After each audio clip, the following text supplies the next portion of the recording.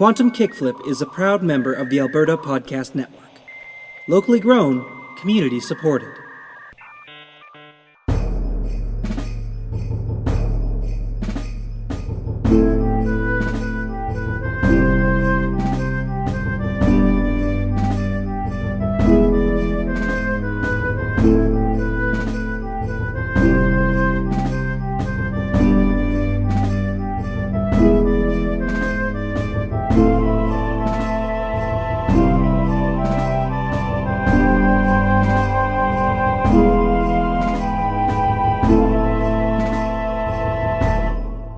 As you attempt to clack the spoons together in what you hope is a rhythmic way, louder clacking sounds begin to ring out all around, and large, white shapes begin to spill out of the tiny, cooled magma tunnels. The bones land in a heap, but they don't stay that way for long. They shift and rattle as they reassemble into full-blown skeletons. There are a total of 6. They beat the rhythm I attack! Let me finish my description. Oh, okay. Yeah, come on, gang. They beat the rhythm with their bones, but they are holding weapons, and they advance towards you threateningly. Now can I attack? You gotta roll for initiative. Oh. Wait, I don't remember clacking the spoons. I thought I was blowing across them. Maybe you clacked them accidentally. Believe me, the next thing I was gonna do was clack them. That's probably, I probably clacked them accidentally in my failure of the check. That makes sense. Anyway, everyone roll initiative. Hell yeah. Oh, okay. Got it.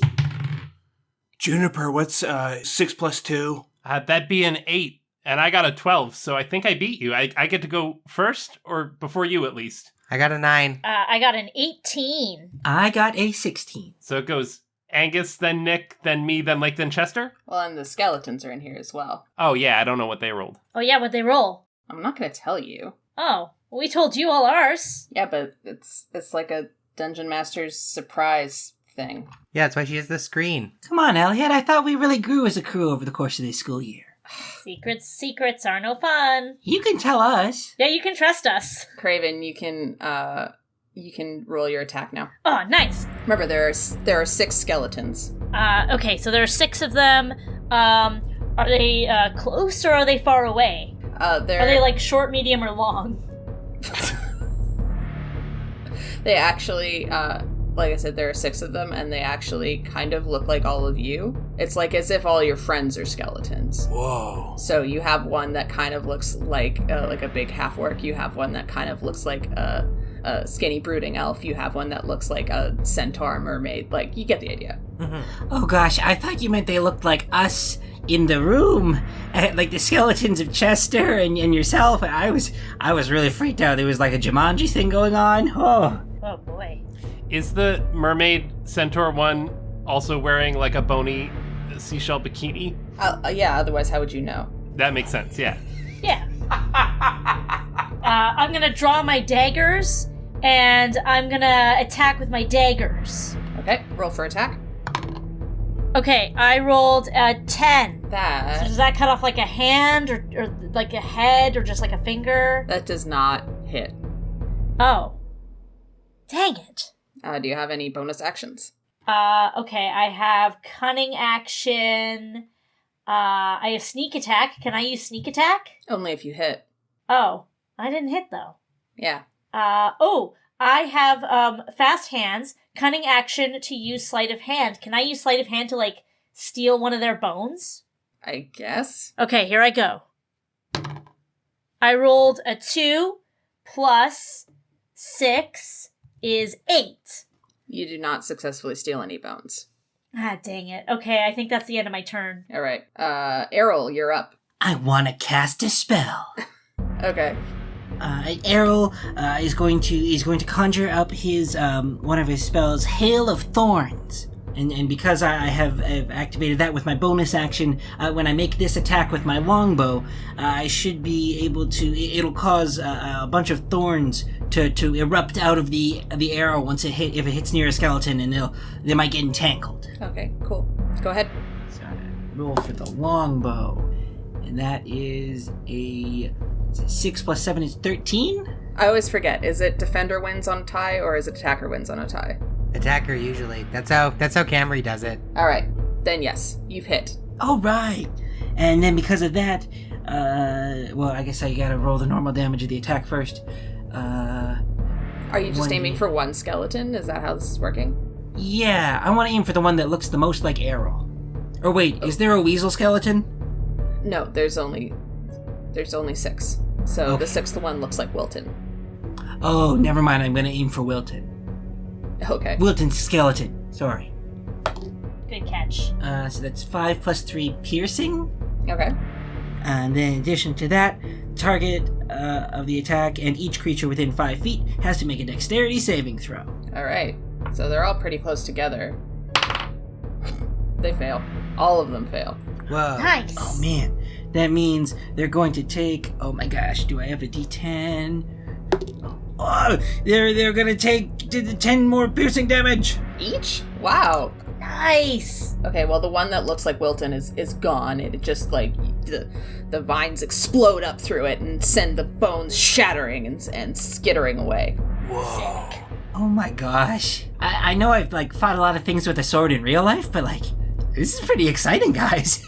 Mm-hmm. All right, Gwendolyn, it is your turn. Ooh, okay. So I told you guys that I did a lot of reading about this, and I may have read all of the core rule books that Elliott got from Ramona, not just the player one. And I know that skeletons are vulnerable to bludgeoning damage, so I'm going to use my great club to try and bludgeon one of them. Nice. Sounds good. I guess the one that looks like me. Mm-hmm. Oh, Juniper. What? Rage. Oh, I mean, I don't know if she'd be angry. Like, probably more surprised that They're there's literal these skeletons. skeletons. I don't know. It seems really rash to just fly into a rage like that. Like I'm sure it's fine. I'll just hit him with my great club. Right, that's a 12, and then I add that'd be my strength, and then the proficiency. A 16. Yeah, that hits. Roll for damage. Oh, cool. Okay, which one is the right? Oh, I only rolled a 1, but it's +4, so 5 bludgeoning damage. And because they're vulnerable, that is doubled to 10 bludgeoning damage. So you shatter this skeleton. Shards of it go flying every which way. Whoa. The other thing I know from the book about skeletons is that they're immune to poison. So Gwendolyn wants to pick up one of the shattered bones and start licking it to see if maybe she can pick up some of the poison immunity to cure her poison. Ooh, wait, I was supposed to roll with disadvantage. Oh, you were. All right, I'll try again. Ooh, I rolled better. Okay, so the first one stands. There you go. But yeah, she's gonna lick a bone to see if she can try and pick up the poison immunity. You make the bone kind of wet. I know it probably doesn't work, but her intelligence is pretty low, so Yeah, you're right. It doesn't work. Oh, I would have tried that. she's gonna keep licking it anyway. How sanitary are these bones? Are you sure Gwendolyn won't pick up even more infection or disease? Well, like I said, she's got pretty low intelligence, so she's gonna go for it. Plus, she's a half-orc and a barbarian. She's probably, like, used to pretty unsanitary conditions out in the wild, so I'm sure she's probably got a good metabolism and immune system and stuff. I mean, that's what I would do. All right, it's the skeleton's turn. Now you know where they go. They're absolutely horrified at what you've done to their compatriots, and one of them is going to shamble towards you, Errol. And it's the one that looks like you because it's still standing. And it rolls a nat 1. It does nothing to you. So it just goes real wide. And another one is going to go up to you, Craven. Oh, yeah? Yeah. And wow, I am not rolling well tonight. It rolls a 10. My AC is 15. Yeah, there you go. And then there are 2 more. One of them goes up to Gwendolyn and also rolls terribly. That's an 8. Tragic. 14 for me. No dice. And then There's lots of dice, but and the last one, it looks around and is gonna go after Riley. Bring it. And oh my goodness, also misses. Is this the one that looks like me? It is the one that looks like you. Sweet. What do these skeletons sound like? You're skeletons. Whoa. Nice. Whoa. Oh, I didn't know they Spooky. talked. Accurate. Technically they can't speak, but I thought that would be pretty boring, so I decided to give them voices. Nice. Yeah, it's the great thing about this game. The rules are really just like a jumping off point to create your own story, which I think is really fun. All right, Riley, it's your turn. Yeah, so I had messaged you about this beforehand, Elliott.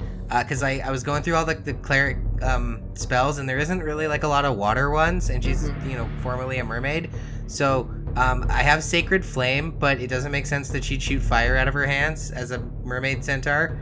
So instead of it dealing radiant damage, it's gonna deal force damage. Okay. And it's like a water, like a fire hose. Gotcha. I dig that very much. Yeah. Again, like I was just saying, you can kind of just, just like you gave the skeletons a voice, I just tweaked it a little. It doesn't change anything particularly, but it just makes more sense. So yeah, Riley holds her spell focus, which is like a piece of coral that she got from Riptide Addle, and sort of waves it at the skeletons. And like a blast of, she puts her hand out, straight out, and like a blast of like water, like a fire hose, goes blasting at one of them. And it's a spell attack, and I'm gonna roll it. I'm rolling great. I got a 16 plus spell attack bonus is a 5. So 21 to hit. Yeah, that hits, absolutely. Roll damage. Sweet, so this is D8 instead of radiant, it's water damage, so she's like blasting this guy like, fire hose style. Aw, I got 1 damage.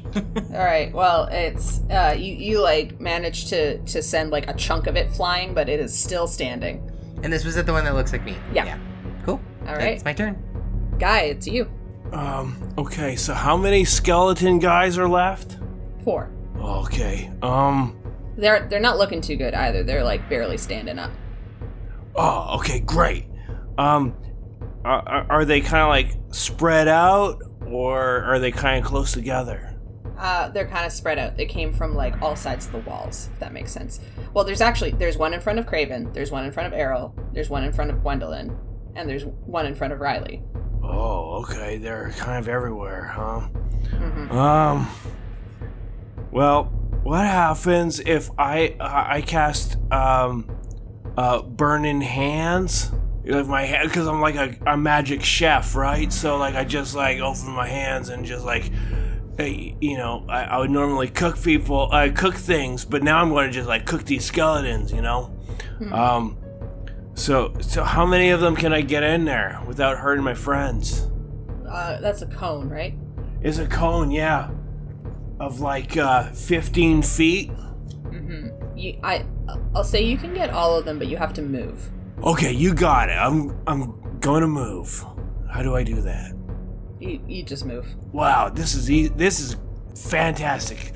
I totally get this game. Okay, so it's a dexterity saving throw. All right. It's a DC 11. All right. I guess you got to beat 11. It's pretty low because I made this really quick and I put my intelligence as 12, and apparently intelligence is important for a magic Was that your chef. highest roll? Was it 12? Well, no, my highest roll was a 17, but I put it into wisdom because I'm like, I know cooking's about intuition and insight and kind of going that way.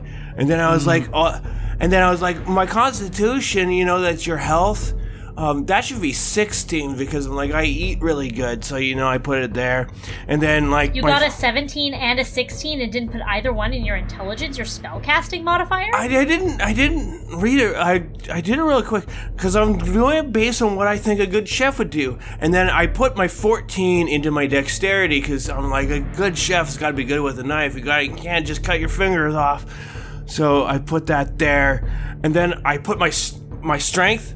Put it as a 12 as well because I'm like, you got to be pretty strong to lift all those like big things of wheat into the kitchen. So you got to do that. He's got a good point, Angus. Cooking is much more about intuition. It's not like he's a baker. Gosh. That's a good point. All right. Sad to announce that 3 out of 4 skeletons failed the dex save. Oh, great. Okay, here we go. I've got 3 D6. Okay, here we go. On 3d6, I roll. Okay, 6 plus 6 plus 3. That's like 15, I think. Whoa. Yeah. It doesn't matter that the one past the dex save, you obliterate all of them. They are all dead. Chester, you did it. Good job. I'm really good at this game, I'm pretty sure.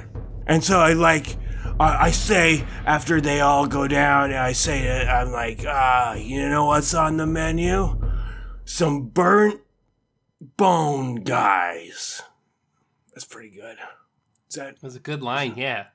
Yeah, thank you. Something. Watching the skeletons immolate into ash all around me makes me really sad and reflective. You're so brooding. Your character's so brooding. Yeah, he's got a lot of like really heavy stuff. I can't wait to learn more about this tragic backstory. Man, I can't wait. Yeah, it's super detailed and also super tragic. I definitely wrote it all down. I can't wait. Do you want to talk about it, Craven? No. No, I said no. Wow, that was a close one, gang. I'm glad we made it through. Was it a close one? I feel like we really laid the smackdown on those skeletons. Yeah, I probably should have had more skeletons for you. I took 6 damage, but it was from the poison from before the skeletons. Ooh, speaking of that, Chester, your character is a chef, right? Yeah. If I give you the bone that I'm licking, can you try and brew it into some sort of antidote to the poison? Because skeletons are resistant. Oh, do we want to take that long rest so he can do his cooking again now? Oh, I didn't know. Like, that's for his ability that he has, but I don't know if he has to do that for every time he cooks. Well, and like all it gives is like some temporary hit points. It doesn't say anything about healing poison. You need an herbalism kit for that. But you do need to rest before you can cook again? That's right. You need 9 hours, here we come. Oh, I don't want to hold up the party or anything. I just thought you could, try and like freestyle a recipe and see if you come up with anything. Elliott, can he roll like a performance or something? A performance? Why would he roll he's a performing the act of cooking. I have chef's tools proficiency. Mm-hmm. You can roll for proficiency. I guess that would add I would allow adding wisdom to that since we're talking about cooking being intuition, right? Sure, okay. Proficiency plus wisdom. Okay. I give you the bone so you have your ingredients. Okay, I take the bone and I put it in the pot or whatever. And I have my create bonfire spell going. Can I give him guidance? I have the cantrip guidance. Sure. Okay, Chester, you can add 1d. I touch one willing creature. Chester, do you consent to my Riley touching guy? Yeah, of course. Okay, yeah. Then once before the spell ends, the target can roll a d4 and add the number rolled to one ability check of its choice. Okay. I believe a tool check is a ability check. Yeah. Okay. So on the d4, I roll a 1. And on the d20, I roll a 1. So get out. Does a 2 beat it? Does that get it for me? Ooh, add your proficiency. Oh yeah, that's a good idea. So now that's 4. And your wisdom. Elliott said you could add wisdom. Oh, that's +5. That's a really good score. It's my best score. So 9. Does that do it? No. Oh. Even if we weren't playing with the house rule that nat ones always fail, 9 still isn't good enough. Oh, I thought I had it. Man, I thought Thanks for trying, Chester. I appreciate it. It's okay. I'll stay poisoned. Gwendolyn rubs her big half-orc tummy and says, I don't feel so good. Juniper, you really should do a character voice like everyone else. I'm trying so hard, Nick. I promise I'll do better. Just listen to Nick next time he does his character voice. It's pretty good. Okay. I'll take notes. I'm good at taking notes. Wilton kind of looks around and he's like, well, I think you had the right idea. But maybe if you played the spoons the right way, they might do something better. There was transmutation magic all over them, Yeah, can I try to play them? Because I figure, so because she's kind of got like Little Mermaid vibes, maybe she's got a whole bunch of what's it, and at some point there's like a not an actual flashback, but we see her singing a song like, what do you call it? A spoon. And then she plays the spoons. Wait, but before that, I think Errol takes some offense to the way that old what's-his-tandy just said the right way. Oh, okay. I might have to knock an arrow towards this guy. You're gonna attack the friendly NPC? No, don't. No, I'm just knocking an arrow, and I'm going to say, what do you mean? No. What do you mean by the right way? Well, that's pretty intimidating. Maybe we shouldn't do that. I don't know if this is how you resolve a fight. You know, I don't know. Well, young man, I was simply talking about the way you are meant to clack them between your legs and your hands to make them clack, you see, rather than to blow across them. That seems subjective. I'm watching you, gnome. I'm watching you. That's This is some really good role playing, Nick. Good job. Oh, thanks. Yeah, I like the tension. Can I roll my performance check? I have +1. Yeah, go for it. By all means. All right. Riley's gonna see if she remembers how spoons work as a musical percussion instrument, or if the song will be like, "What was that thing?" I don't know. I truly don't know. I failed my performance check. Well, what'd you get? I got a 7. Yeah. Well, maybe a 7 wins. No, a 7 does not win. No, man. There's more like slight rumbling, but you fought all the skeletons, so more skeletons don't come. Somebody else try. Who's got a good performance? I know that a guy said he had proficiency with cooking tools. Yeah. Would that give him proficiency to perform with these? I'd allow that. That's great. I love that. Oh, that's There you great. go, guy. And so what do I add to it? I got my proficiency bonus. And charisma. Okay. Oh, well, charisma is at a -3 because I'm a grumpy chef. Here we go. I rolled an 8, but with all the minuses and everything, it's a 7. Okay. Angus, you have proficiency in performance, don't you? You have really high charisma. That's like your whole deal, isn't it? Like, I have a pretty high charisma. I guess I can give it a shot. And Craven reaches out, and he's gonna take the spoons, and he says, I haven't played an instrument since the incident. Oh, wow. But now I have to do this for my team, for my crew, and for my friends. Oh, you know what? What? Wilton is so inspired that he gives you the help action for free. He's gonna smile encouragingly at you. Craven doesn't need your pandering gnome. But you get to roll with advantage. Oh, but I get to roll with advantage, Nick. Oh, okay, fine. I guess that's... Craven does need your pandering, gnome. But I'm still watching him. I'm gonna give you guide. Pander. Sorry, Lake, what were you gonna say? Oh, I was gonna cast guidance, but that's I touch you. Does Craven consent to Riley touching him? Oh yeah. Yeah, okay, He's she gently- totally good with that. Yeah, she gently puts her hand on his shoulder, kind of like I'm doing now, and you get a +4. Plus a D4. A D4. Yeah. Nice. Okay, so I'm rolling with advantage with a D4. Mm-hmm. I appreciate you're not taking your hand away from my shoulder, like it's really helping. Mm-hmm. Yeah. Okay. So with my D4, I rolled a 2. And then I rolled an 18 and a 16. So I'm going to take the 18 plus 2 is 20, plus 2 for my charisma is 22. You successfully feel the rhythm with your hands.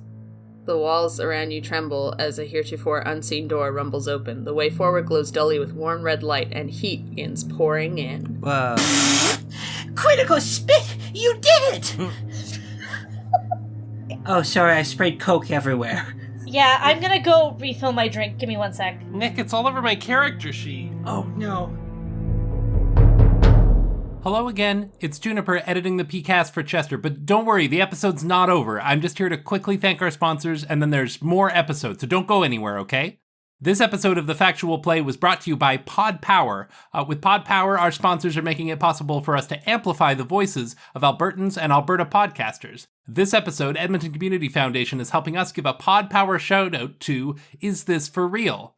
Is This For Real is a podcast about various facets of Black life in Edmonton. In the first season of the show, Breaking the Blue Wall, host Omar Salafu explores anti-Black racism and policing and tells stories about policing in schools, accountability in Alberta's policing system, and the impacts of police violence on Black Edmontonians.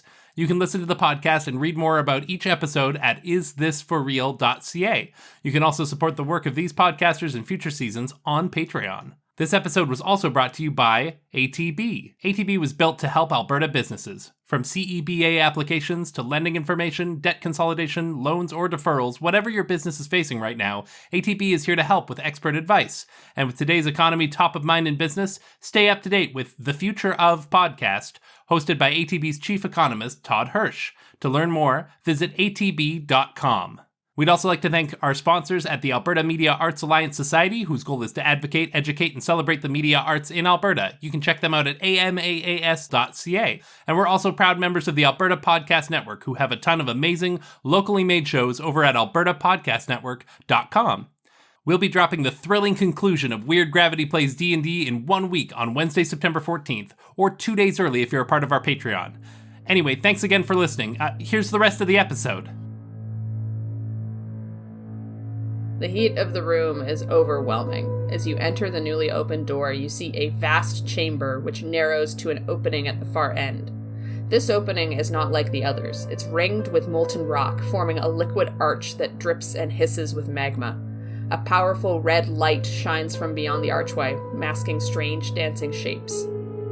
In front of this opening, you see a floating mass with 4 appendages sprouting off of it. It swings around to look at you with a single eye in the middle of its head.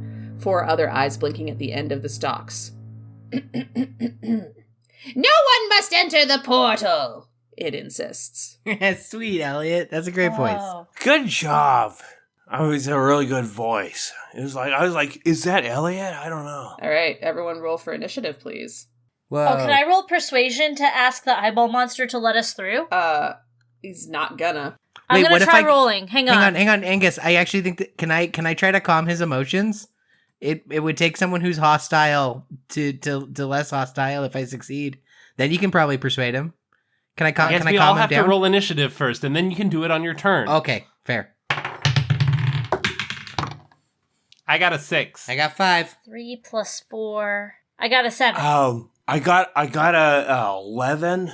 And I got a 16. Oh, wow. Same as last time. So it goes Nick, then Chester, then Angus, then me, then Lake. Yep. You came up with that so fast, Juniper. And the eyeball monster, I guess. We don't know where he goes. Oh yeah, where does he go? I can't tell you. Well, I'll find out. All right, Errol, you go first. I think Errol is also tempted by all the talks of calming this beast and speaking with it on an even plane. Okay. But Vesling just hates this thing, and I can't control my giant weasel. He runs forward, he tries to bite the eyes. All right, roll an attack. Does a 19 hit? Yeah, it hits. Oh my gosh, Vesling, he takes such a giant whirling bite attack at this thing. Uh-huh. Roll damage. I don't have the proper type of die out. Sorry. Here it is. 4 plus 3 plus 2 is 9. All right. He definitely takes a chunk out. It screams, which sounds something like. Ooh. Whoa. Guy, you go next. Oh, that's me. Okay. Well, how far away did you say he is? He's probably, I guess about 30 feet away. You can get to him in a move. Oh, that's great. It's very convenient for me. I'm gonna move up the 30 feet, and like as I'm getting close, like I'm a really good chef, right? So I'm gonna cast my recipe known as Cloud of Daggers, and I fill the air with spinning daggers, but they're gonna be like kitchen knives, and it's gonna be a 5-foot cube. A cube 5 feet on each side, centered on a point I choose. I'm only going to move up a little bit then, I guess. I don't want to be in the cube. I'm going to put it right on this eye guy, and I'm just, like, guess what we're serving up today? Eyeballs. Okay, this is what I say.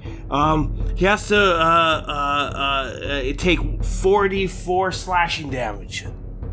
Okay. Is there an attack or a save? No, that's a good thing about this guy is that just takes 44 slashing damage when it enters the spell's area for the first time or starts its turn there. Gotcha. It's just automatic. Well, roll damage. You got it. Okay, that's a 3 and a 3. So it was a 3, a 3, a 3, and a 2. So that's 11 points of slashing damage as it goes. Wow. Yeah, They're like magical chef's knives. I want you to just like think about that. And it's just like, that's pretty cool for a chef to do, right? Mm-hmm. Cleaver and Calamity. That sounds like a really big hit. It is a pretty big hit. Craven, it's your turn now. Nice. Okay, so now that this monster has been bit by a weasel and attacked and is shrouded in a cloud of daggers, I think now's a really good time for me to try to convince him to let us through. So, okay, I'm gonna roll my persuasion check. Okay, I rolled it to be intimidation now? Because we're like hurting him? No, because I just want to ask. Oh, okay. Yeah, so, okay, I rolled a 12 plus 4. That's a 16. No. That's a really high roll, though. Yeah, but you already attacked it. It's like sometimes you can't persuade yourself out of a combat. That seems weird. Oh. You can try again next round. Maybe if you roll higher, it'll work. Yeah, okay, I guess. Can I use my cunning action to hide? Yeah. Okay, so I do that. No, I gotta roll stealth. Oh, okay, dang it, there's so many rolls. Okay. I rolled a 17 plus 6 is 23. Yeah, you hide. Cool. So I'm gonna, I guess next time I'm gonna burst out and use my sneak attack and kill him. I guess. But that's next time. Next time I'm gonna kill him. All right, Gwendolyn, it's your turn. Ooh, okay. This is like, this guy seems pretty intimidating. He seems like kind of a big final boss before the portal or whatever, right? Yeah, he's got like a lot of eyes. That's like a classic boss guy. All right. Well, if this is the big final climactic encounter and maybe the last fight we're gonna have, then Gwendolyn knows exactly what to do. She's been saving something for this. Or are you gonna rage? What? Oh. No, I don't think she's angry. I was just gonna put away my great club and pull out my great axe, because, slashing damage seems like it would hurt an eye more than bludgeoning. Oh. I mean, anything feels like it would hurt an eye. That's a good point. It doesn't upset you that he doesn't want us to go through the portal? He said we couldn't. It's just that I can only do it like 3 times per long rest, and so if I use one on this, what if we need it later? I only have 3, and like, what if we need to do it 3 times and I've burned one on this? You know that once you go into a rage, you can stay in a rage as long as you do damage or take damage, right? Still seems risky. I'm gonna hit him with my great axe. Okay. Ooh, does a 17 hit? I believe it does. Yeah. Yes. All right, and I'm rolling my damage. Gwendolyn raises up her great axe. She puts her great club away and unsheaths. Do great axes don't have sheaths? She unclasps her great axe from the leather strap that she carries it on, and it catches the light from the magma, and it reflects menacingly, and she looks at this eyeball guy right in his eyeball, and she says, No one goes through the portal? Well, then I guess call us no one. and she brings her great axe down for 7 plus 4, 11 points of slashing damage. Whoa. Oh, 11 points is pretty good. It's too bad it's not more. I wish there was a way that you could do more damage because you're like a barbarian. It's too bad you couldn't do more. Yeah, I mean, it says that I only get to roll the 1d12 plus 4, so. All right, Riley. Oh, okay. See, I see everyone working so hard as a team to get this guy. I was going to calm his emotions, but he seems beyond the point of no return. That was the problem. I rolled initiative higher than you. Yeah. I didn't let you cast calm emotions first. That would have made dang a it. big difference to the whole weasel bite situation. Dang it. But that's fine. I have a different plan. I have lots of spells. Clerics have lots of cool ways to like manipulate the reality around them. So Riley is gonna start clomping her hooves in like a click, click, click, click, click, click, click, click, click, click, and is gonna bless. Did you stealth though? You said you stealthed Angus, right? Yeah, I'm hiding. All right. So Well, she's no one gonna can see me. cast it on the 4 people she can see at second level. Gonna cast bless to Errol and Guy and Madam Gut Punch. What was your name again? Gwendolyn. Gwendolyn, and then also Mr. Tandy Bar. Oh, nice. Wait, I mean, if you're casting a spell on everyone you can see, then maybe you can see Craven? No, I don't think I can. I think I can. I Oh. can target 4 people at second level, and I'm going to do the 4 people I can see.